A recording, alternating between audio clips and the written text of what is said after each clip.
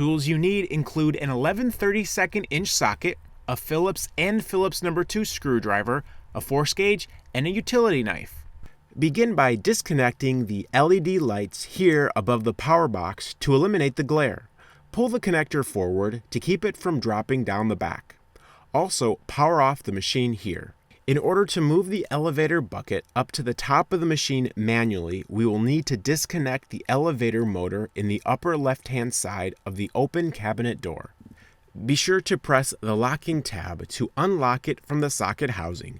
Disconnect the plug by pulling an up and down motion.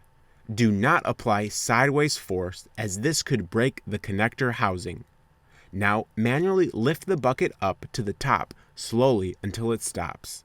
Once the bucket is at the top, confirm that it is touching the switch on the right.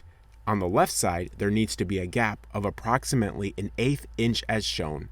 Now that we've moved the elevator bucket to the top, we can check the lock slide operation that is responsible for locking and unlocking the product delivery door. The lock slide should be free and drop down like this after removing the spring.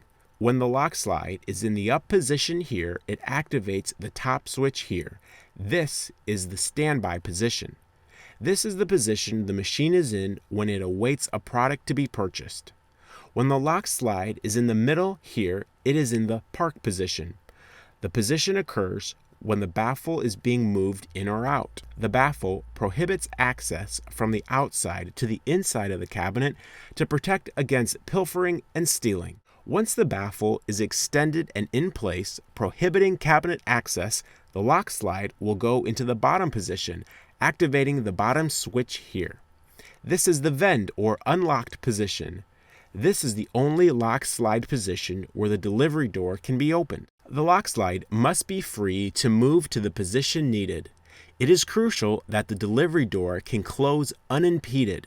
When the door does not close completely, the lock slide cannot come up and lock the door. If this happens, the elevator will not be able to operate.